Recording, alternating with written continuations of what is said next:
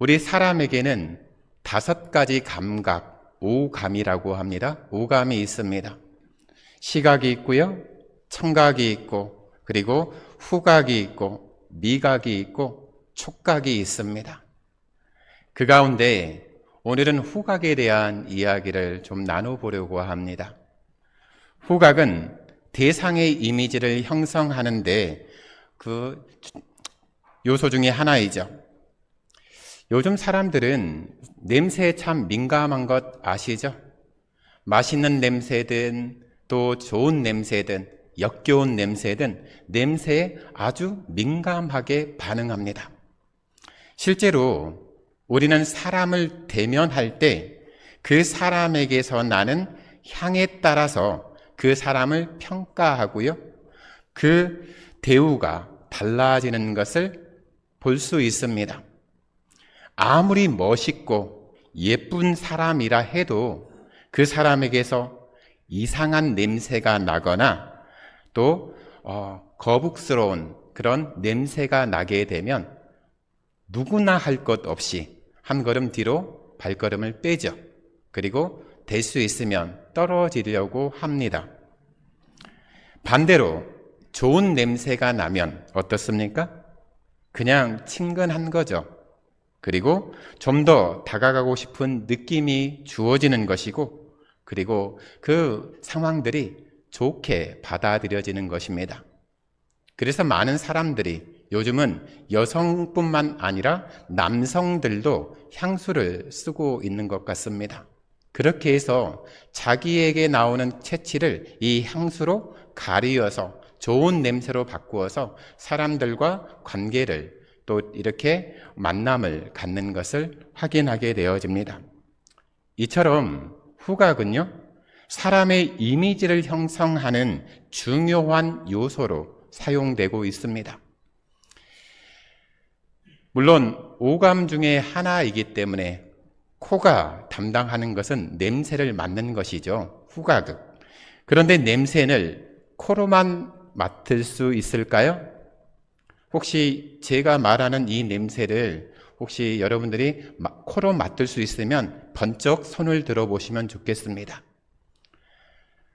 사람 냄새, 목사 냄새, 교회 다니는 신앙인의 냄새, 혹시 코로 맡을 수 있습니까?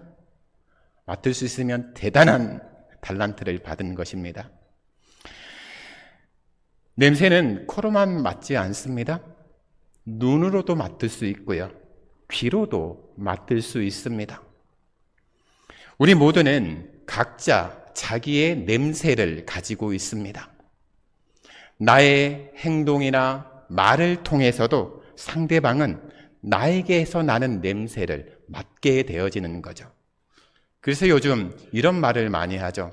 요즘 사람 냄새 맡기가 쉽지 않다. 그 말은 사람이 없어서가 아니라 정이 메말랐다는 거예요. 그리고 또 이런 말도 하죠. 요즘 목사 냄새 나는 목사를 만나기가 어렵다. 목사님들을 공격할 때 많이 사용하죠. 그러면 역으로 여러분에게는 장로의 냄새가 납니까? 권사의 냄새가 납니까? 안수 집사의 냄새가 납니까? 어떤 누구를 공격할 그런 어떤 조건이 아니라요, 우리 모두가 한번 살펴보고 또한 챙겨야 될 부분이겠죠.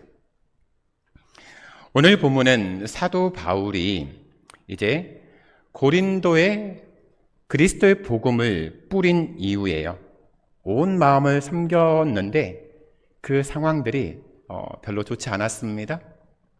물론 눈에 보여지는 것을 보게 되면 사도 바울이 고린도라는 도시에 방문해서 복음의 씨앗을 뿌렸을 때 많은 열매를 맺었습니다. 많은 사람들이 그 복음을 받아들였습니다. 그리고 고린도 교회는 어느 교회와 비교해도 뒤지지 않는 많은 은사들을 받은 아주 최고의 교회가 되었습니다.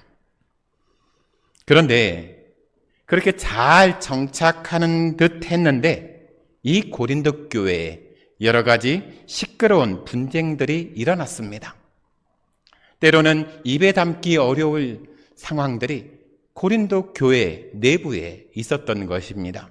세상에도 있지 않는 일들이 교회 안에서 일어나고 있었던 것이죠. 그때 사도 바울은 에베소라는 도시에 머물고 있었습니다. 그때 고린도 교회 소식을 듣게 됩니다. 교회가 지금 난리가 났다고요. 서로 자기가 잘났다.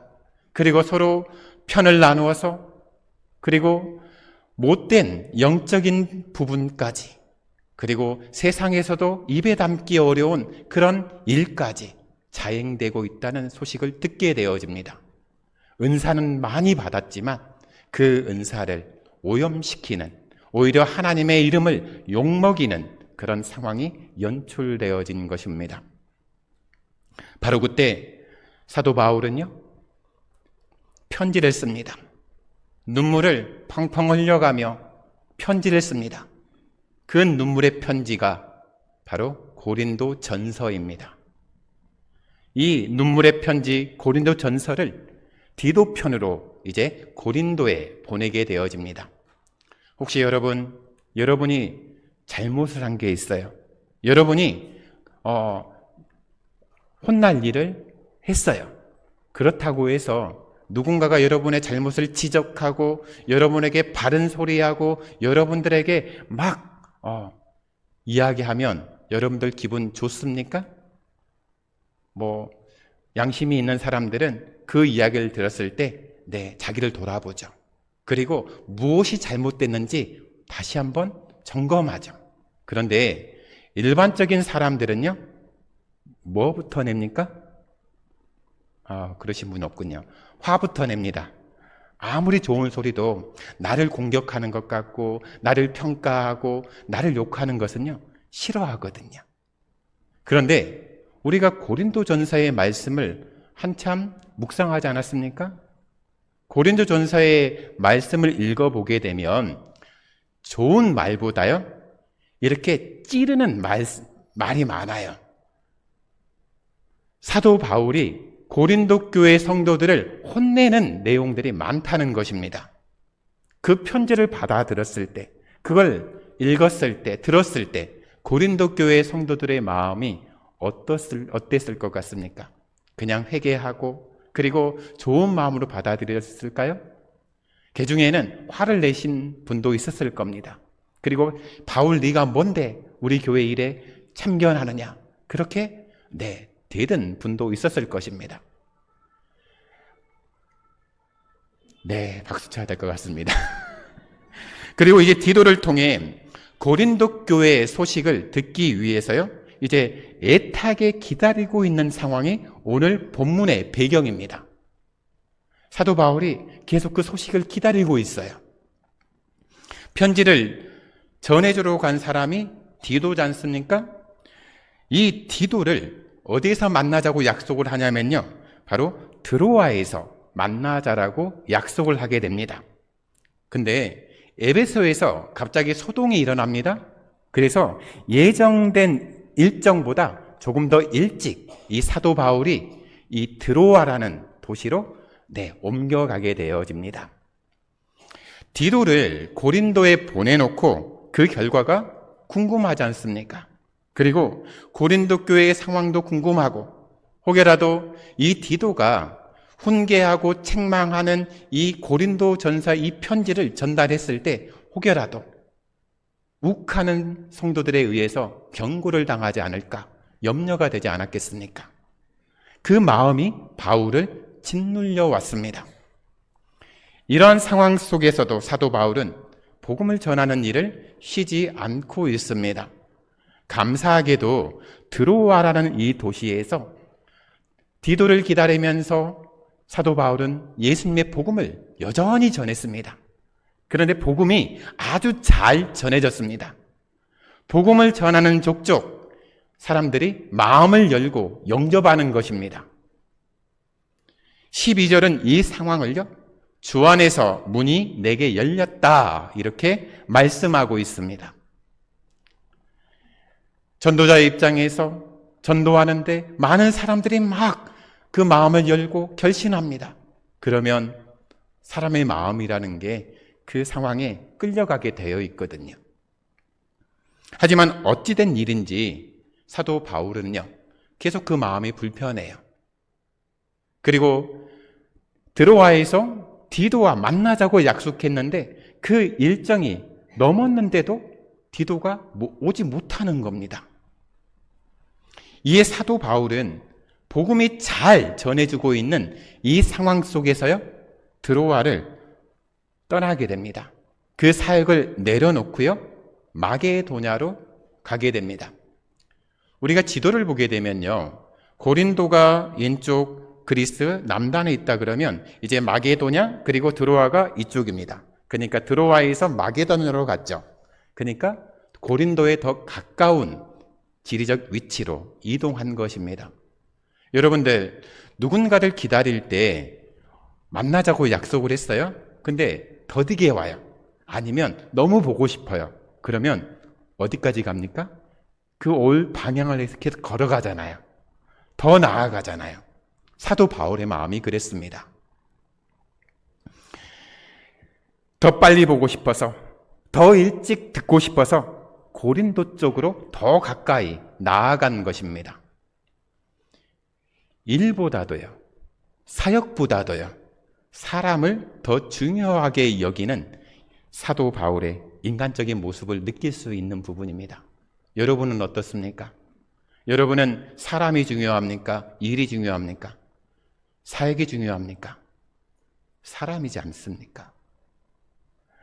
바로 그러한 상황 가운데 하나님은 사도 바울에게요, 로마의 개선 행렬을 떠올리게 해 주셨습니다.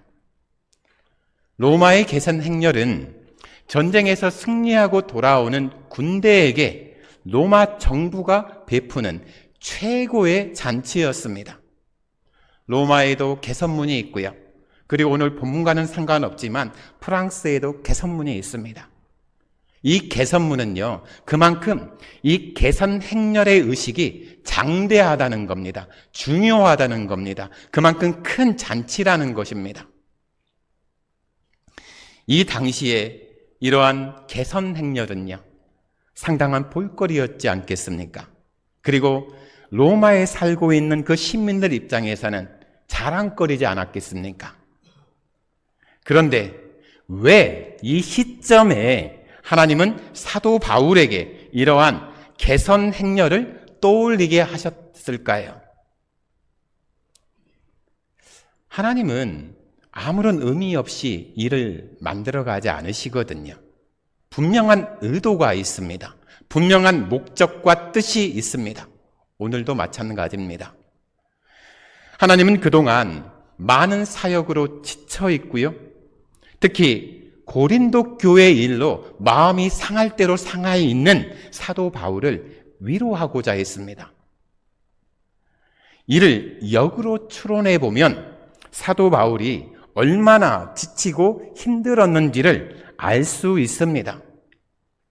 실제로 우리가 사도행전의 기록을 통해서 이 전도 여행의 사도 바울의 행적을 살펴보게 되면요, 이 사도 바울이 겪은 힘듦은요, 이루 말할 수 없을 정도입니다.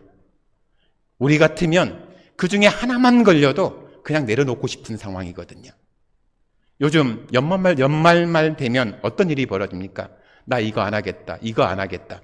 핑계는 다 찾아서 하려고 하지 않습니까? 그런데 직접 사도 바울이 겪은 그 고난이 우리에게 왔다. 그러면 바로 36개 주랭랑 칠 사람이 우리들 아니겠습니까? 그럼에도 사도 바울은 그 자리를 벗어나지 않았습니다.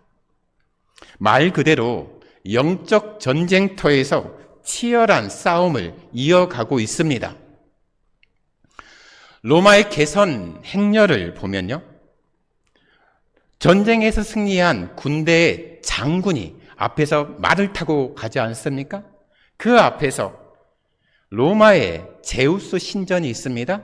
주피터라고 하는 제우스 신전이 있습니다. 그 신전의 제사장이 그 장군과 승리한 군대를 맞이하면서 향을 피우는 것이거든요. 그러면서 승전을 기념했습니다. 하나님은 이 개선 행렬을 통해서, 그 모습을 통해서 사도 바울이 믿고 전하는 예수님이 누구신지를 말씀하고자 하신 것입니다. 바울아, 많이 힘들지? 그러나 염려하지 말아라. 너가 믿고 너가 전하는 예수님은 결코 실패하지 않으신다. 결코 패배하지 않으신다. 늘 승리하시는 복음의 개선 장군이시다. 너는 복음의 개선 장군 앞에서 승리의 향을 피우는 제사장이란다.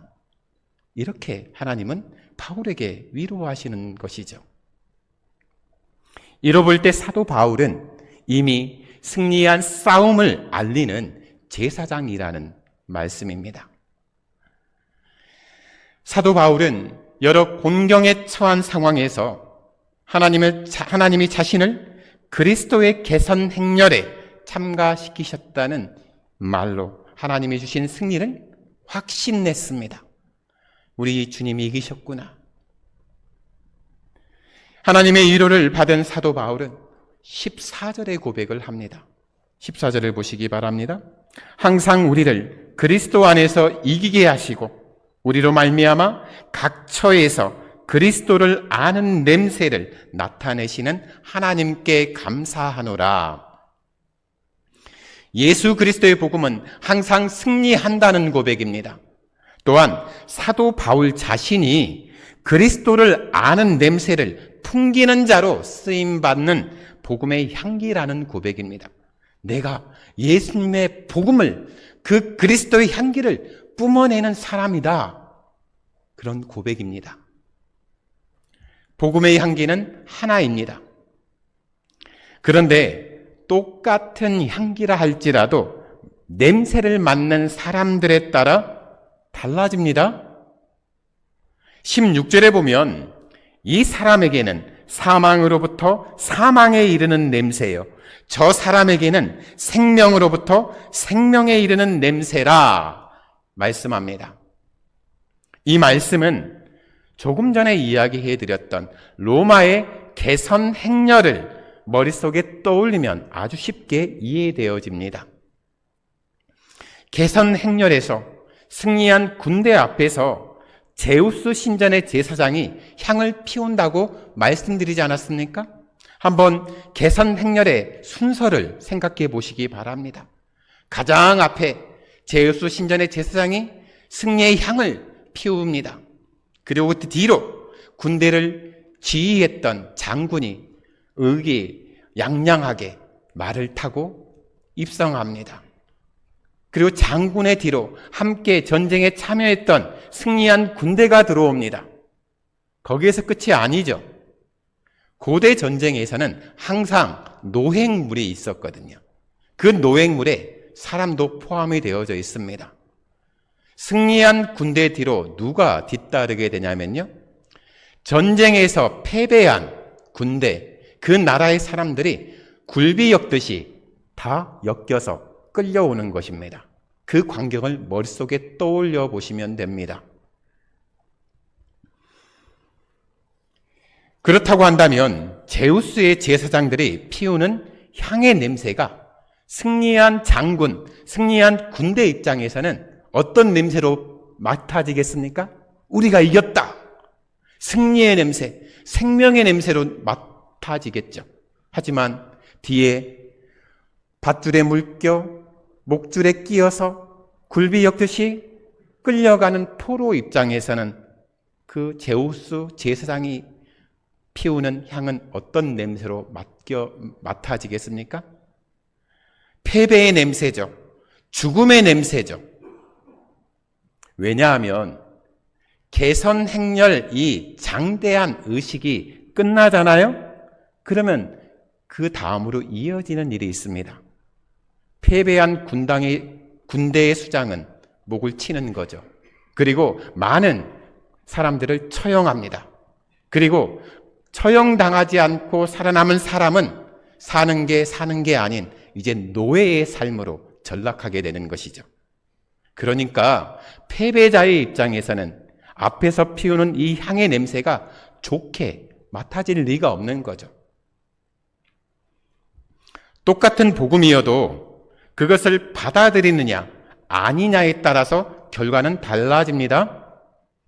회개하지 않고 여전히 죄악 가운데 남아있는 자들에게는 그리스도의 향기가요, 사망의 냄새로 맡아지게 됩니다.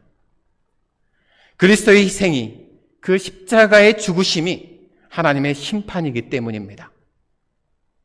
그러나 예수 그리스도를 믿고 따르는 이들에게는요, 생명에 이르는 냄새가 된다는 말씀입니다. 저와 여러분에게는 생명의 냄새입니다. 승리의 냄새입니다. 그리스도의 향기를 품은 사람들은 영적으로 패한 것 같은 상황에서도요, 승리를 확신합니다. 왜요? 보여지는 것은 전멸하는 분위기예요. 망한 것 같아요. 진 것 같아요. 하지만 성경은 우리에게 이야기합니다. 전쟁에서 이겼다라고요. 복음은 예수님이 십자가에서 죽음의 권세, 사망의 권세를 이기신 승리의 사건이기 때문입니다. 하나님은 승리하셨습니다. 예수님이 승리하셨습니다. 그렇기에 현실의 상황과 상관없이 그리스도 안에 거할 때 승리 개선 행렬에 우리가 동참할 수 있습니다. 승리자의 군대에 합류해서 그 향기를 맡는 것이죠. 종종 복음이 위축되는 것처럼 보여집니다. 요즘 세태가 더욱 그렇지 않습니까? 하지만 하나님은 예수 그리스도를 통해 이미 승리하셨습니다. 구원의 복음, 냄새로 말하면요, 최고의 향기 아닙니까? 제가 향수를 관심 있게 보지 않고 사용해 보지 않아서 모르지만요, 향수가 조그만 병 하나에 수천만 원을 호가하는 것도 있다라고 들었던 것 같습니다. 실제로 그게 있는지 없는지는 모르겠습니다. 그만큼 그렇게 비싼 돈을 치르고라도 내가 이 향수를 사고자 하는 욕구, 그런 대상이 있다는 것이죠. 복음을 전하는 사람들은요, 그리스도의 향기를 곳곳에 퍼뜨리는 사람들입니다. 작년에 한 분을 통해서 디퓨저 아시죠? 디퓨저 향수를 선물 받았습니다. 그 향의 이름이 베이비 파우더 향이었습니다. 그래서 그 향을, 디퓨저를 목양실에 해놓았는데요, 한동안 목양실이요, 이 베우더 파우더 향이요, 가득한 거예요. 제 수트에도, 그리고 제 몸에도, 머리에도, 온갖 그 책에도 전부 이 베이비 파우더 향이 묻어나가지고요, 진하게 나는 것이죠. 복음을 전하는 사람이 그렇습니다. 그리스도의 향기를 퍼뜨리는 사람들이거든요. 그래서 우리가 있는 곳곳마다 그리스도의 향기가 퍼지게 됩니다. 하나님은 복음 사역자들을, 우리들을 하나님의 향기로, 그리스도의 향기로 사용하십니다. 그리스도의 향기는요, 주님 안에 지속적으로 거할 때 더욱 향을 발합니다. 잠시 머무는 것만으로는 그리스도의 향기를 발할 수 없습니다. 혹시 여러분 음식점 가서 고기를 구워 먹지 않습니까? 예를 들어 삼겹살을 구워 먹습니다. 그러면 그 사람이 페브리즈를 뿌리든 뭘 하든 그 냄새가 쉽게 없어집니까? 없어지지 않습니다. 대번에 삼겹살 먹고 왔는지 모든 사람이 알게 되는 것이죠. 그 냄새가 옷에 다 배거든요. 몸에 다 배거든요. 그리스도 안에서 우리가 오랫동안 머물고 있으면요, 그리스도의 향기가 우리를 온통 적십니다. 근데 잠깐 내가 예수님 그 계신 곳에 발만 살짝 담그고 나오잖아요. 그러면 절대 그 사람에게는 예수님의 냄새가 안 나는 거예요. 주님 안에 깊이 거하며 주님과 동행한다면 언제나 우리에게서 그리스도의 향기가 날 것입니다. 그렇기 때문에 맞는 사람이 어떻게 반응하든 복음의 향기를 내뿜어야 하는 게 맞습니다. 여러분, 향기 나는 사람입니다. 그리스도의 향기 나는 사람입니다. 사도 바울은 상황이 열악하면 열악한 대로, 상황이 좋으면 좋은 대로 복음을 전했습니다. 우리의 생각으로요, 하나님의 일하심을 제한해서는 안 됩니다. 겉보기에는 퇴보하는 것 같습니다. 겉보기에는 묶이는 것 같습니다. 그렇지만 복음은요, 우리의 생각을 뛰어넘습니다. 우리의 계획을 뛰어넘습니다. 복음이 전파하는 주체가 우리가 아니라, 사람이 아니라 하나님이시기 때문입니다. 사도 바울은요, 그리스도의 복음을 전하는데 이게 중요합니다. 있는 그대로 전합니다. 왜냐하면 복음은 죄의 문제를 해결하여서 영원한 생명, 영적인 생명을 얻게 하는 하나님의 능력이기 때문입니다. 복음을 변형할 필요도 없고요, 무언가를 더할 필요도 없습니다. 있는 그 자체가 복음이고 생명이기 때문입니다. 복음의 능력을 믿고 순전히 전할 때요, 그리스도의 향기가 향기를 퍼뜨릴 수 있습니다. 하지만 이 아름다운 향기에요, 잘못된 것이 섞이면 악취가 납니다. 향이 바뀌어 버립니다. 한번 생각해 보시기 바랍니다. 비싼 돈을 주고 향수를 샀습니다. 그런데 그 향수에 파리가 빠졌습니다. 그러면 그 향수 쓸 수 있을까요? 못 쓸까요? 뭐 개념 없다 그러면 써도 됩니다. 하지만 파리가 빠진 향수에는요, 이제 악취가 나거든요. 향이 바뀌어 버립니다. 마찬가지입니다. 하나님의 말씀에 다른 요소를 가미하게 되면요, 향기가 바뀌어 버립니다. 바울 당시에는 거짓 교사들이 많았습니다. 복음을 혼잡하게 만들었습니다. 하나님의 말씀을 가지고 장사했습니다. 자기의 이득을 취했습니다. 그렇게 복음을 왜곡시켰습니다. 이러한 사람들은 복음의 능력을 알지도 못하는 사람들이고 복음의 능력을 경험하지도 못하는 사람들입니다. 하나님의 말씀을 혼잡하게 하면, 다른 것을 가미하게 되면 그리스도의 향기가 변질되어 버립니다. 그 향기가 악취로 바뀌어 버리는 것이죠. 그런데 이 대목에서 우리가 두려운 것이 있습니다. 믿지 않은 사람들은요, 그리스도의 향기를 처음 맡는 사람들은요, 그 악취를 그리스도의 향기로 받아들인다는 것입니다. 처음에 그 향기를 맡게 되면 기분이 좋지 않잖아요. 피하고 싶잖아요. 순전한 있는 그대로를 전해야 되는데 다른 것을 가미하게 되면 복음이 아닌 것이죠. 그런데 그것을 처음 듣는 사람들은 그걸 복음으로 착각합니다. 그걸 그리스도의 향기로 착각합니다. 그래서 주님은 우리를 주님의 향기를 퍼뜨리는 자로 세우셨는데 나의 잘못으로 그 향기가 오염되는 상황이 발생하는 것이죠. 복음을 전하고자 하는 성도라면 무엇보다 우선 우리 삶이요, 정결해야 합니다. 단순히 도덕적으로 깨끗한 삶을 말하는 것이 아닙니다. 도덕적으로 아무리 높은 수준의 삶을 살아도 전도의 열매를 맺는 것은 어렵습니다. 왜냐하면 도덕적으로 깨끗한 삶이 그 삶을, 그 영혼을 생명으로 이끌지는 못하기 때문입니다. 우리는 삶 속에서 자기 영혼의 구원자시며 주인이 되시는 예수 그리스도의 냄새를 드러내며 살아야 합니다. 우리 인격이 예수님의 성품을 닮아야 하는 것이고, 단순히 착한 일을 하라는 의미가 아닙니다. 그 선한 행실을 통해서 예수님의 존재를 드러내는 겁니다. 예수님의 성품을 드러내는 것입니다. 하나님은 이러한 정결한 자들을 통해서 그리스도의 향기를 세상에 발하십니다. 이것이 하나님이 일하시는 방식입니다.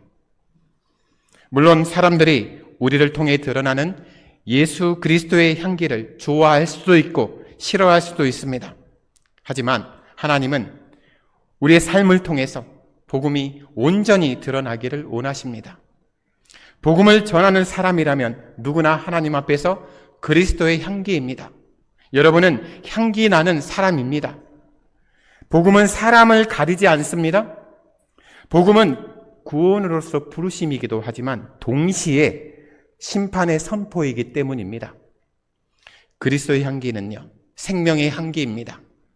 그 향기를 맡은 자들은 생명을 얻을 것이기 때문입니다.